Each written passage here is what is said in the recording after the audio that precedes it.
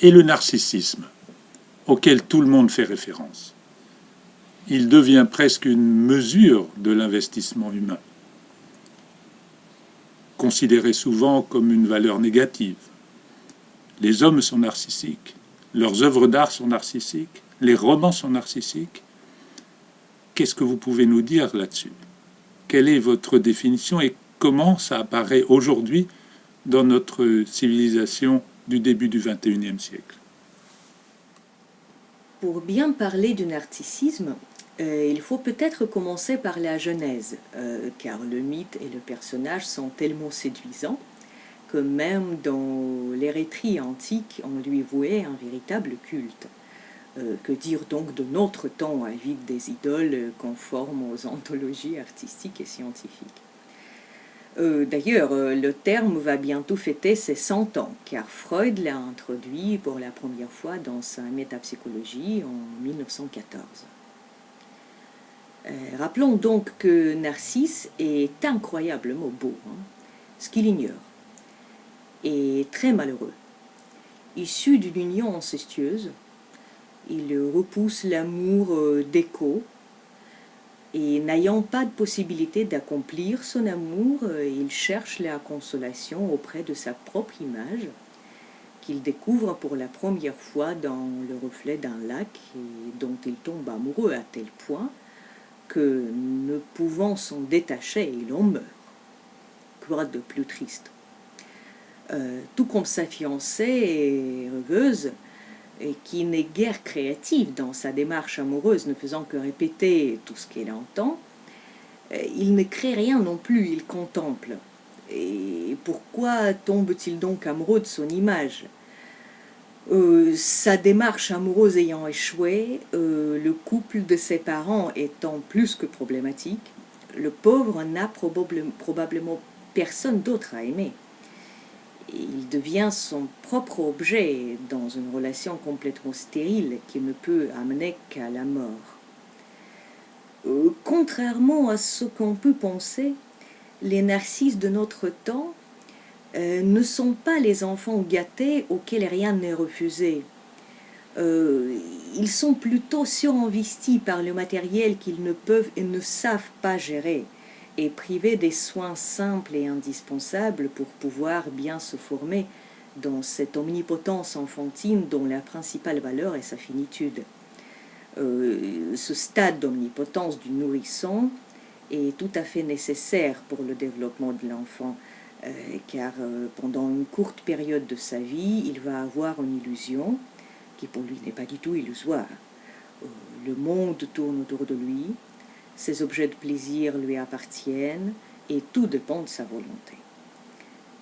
Ce stade est d'autant plus précieux qu'il est absolument indispensable de le dépasser afin de se rendre compte que la réalité a sa propre volonté, qui est souvent plus forte et plus intelligente que la nôtre.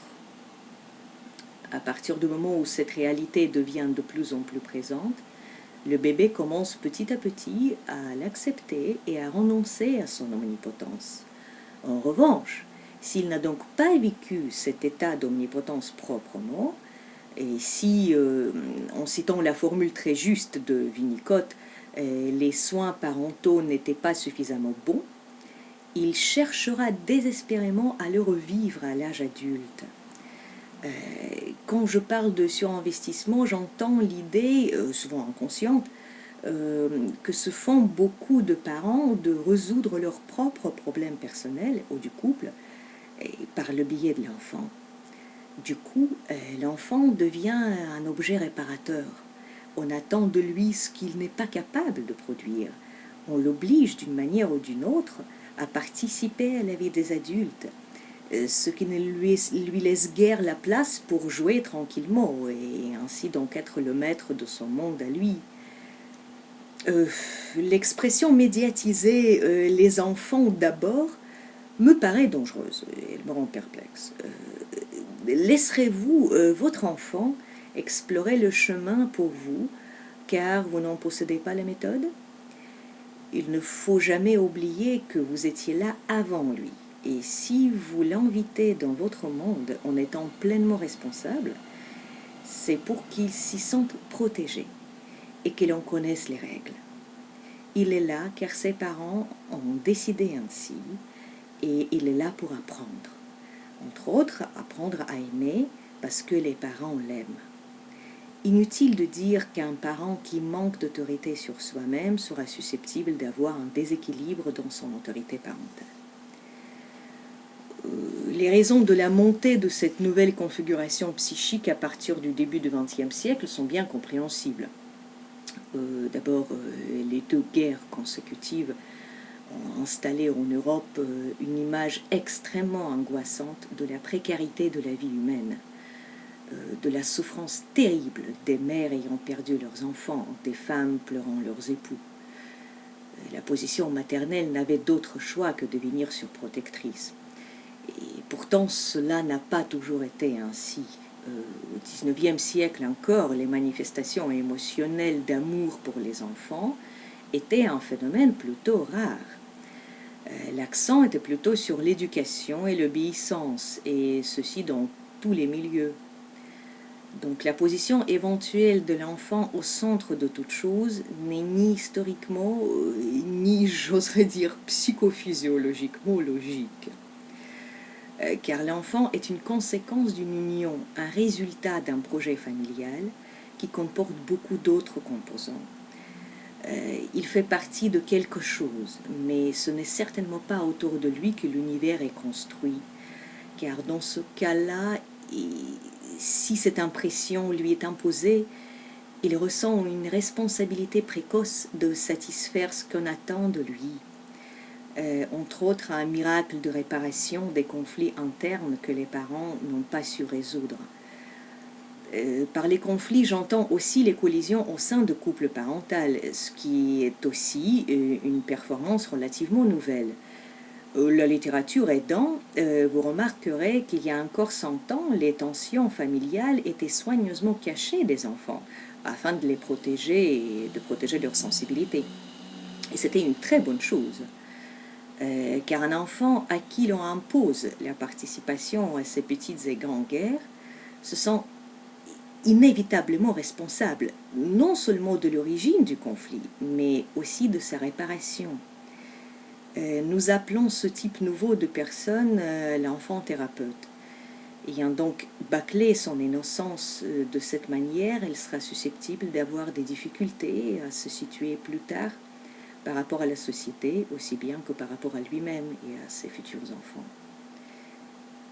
Mais la question de l'amour parental est très complexe et demande une réflexion supplémentaire.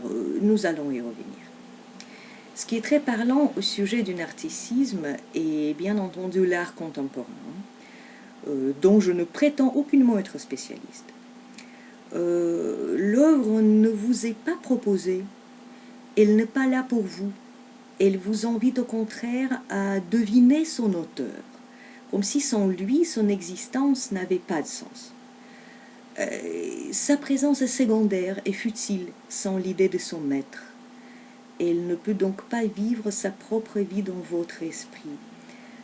De même, la littérature où la parole est autocentrée et ne vous raconte pas d'histoire, ne vous offre pas une idée de jouissance que vous puissiez avoir à son contact. L'œuvre se regarde elle-même et souvent est amoureuse d'elle-même parce qu'elle n'a personne d'autre à aimer. Elle ne vous aime pas, l'œuvre.